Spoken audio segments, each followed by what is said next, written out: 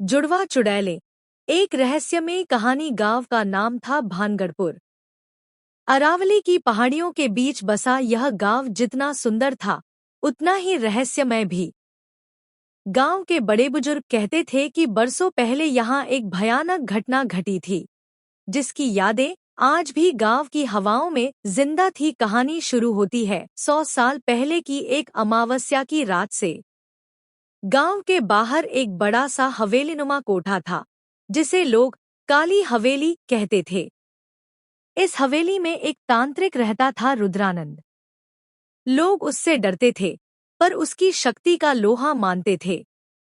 उसी हवेली में एक दिन अचानक दो जुड़वा बच्चियों का जन्म हुआ। तारा और तामसी दोनों बहनों का चेहरा हूबहू एक जैसा था, लेकिन स्वभाव एक दूसरे के बिल्कुल विपरीत। तारा शांत, सहनशील और दयालु थी, जबकि तामसी उग्र, ईर्ष्यालु और जिद्दी। रुद्रानंद उन बच्चियों को अपनी साधना का माध्यम बनाना चाहता था।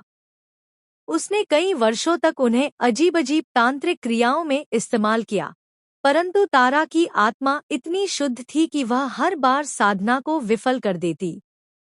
तामसी में धीरे-धीरे रुद्रानंद की शक्ति प्रवेश करने लगी।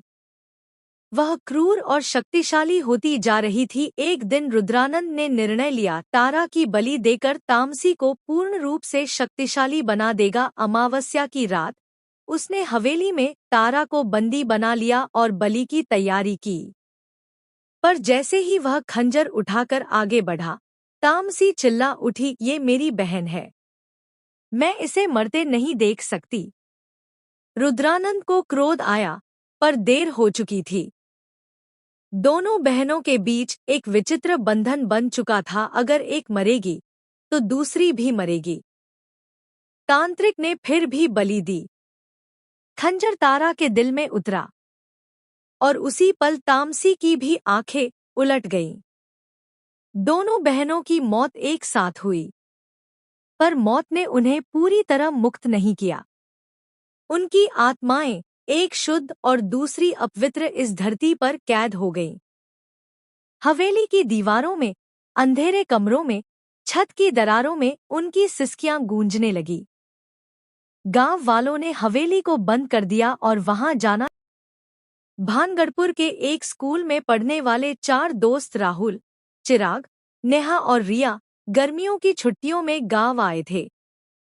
वे साहसी और जिज्ञासु थे। जब उन्होंने काली हवेली की कहानी सुनी, तो ठान लिया कि वहां जरूर जाएंगे। अगली रात, जब पूरा गांव सो रहा था, चारों दोस्त टॉर्च लेकर हवेली की ओर निकल पड़े। हवेली के अंदर घुसते ही ठंडी हवा और अजीब सी बदबू ने उनका स्वागत किया। दीवारों पर जाले, फर्श पर टूटे खिलौने और छत से लटकते झूमर, सब कुछ जैसे सालों से वहीं अटका हुआ था। नेहा ने कहा, चलो ऊपर चलते हैं। सीढ़ियों पर कदम रखते ही चारों के फोन बंद हो गए। टॉर्च की रोशनी झपकने लगी। तभी एक दरवाजा अपने आप खुला, जैसे किसी ने बुलाया हो। वे कमरे में दाखिल हुए। दीवार पर 2 लड़कियों की तस्वीरें टंगी थीं, हूबहू एक जैसी। नीचे नाम लिखा था, तारा और तामसी। अचानक दरवाजा बंद हो गया। कमरे में धुंध छा गई। चारों की सांसें रुकने लगी। तभी सामने एक परछाई उभरी। पहले एक, फिर दूसरी 2 लड़कियां, एक सफेद लिबास में, शांत चेहरा तारा, दूसरी काले लिबास में, लाल आंखें, बिखरे बाल। तामसी बोली, तुमने मेरी नींद तोड़ी है। अब तुम भी हमारे साथ रहोगे, हमेशा के लिए। तारा बोली, नहीं, इन्हें छोड़ दो, इन्हें यहाँ नहीं रहना चाहिए। दोनों चुड़ैलों के बीच एक भयानक शक्ति युद्ध शुरू हो गया। कमरे की दीवारें कांपने लगीं, फर्श दरकने लगा।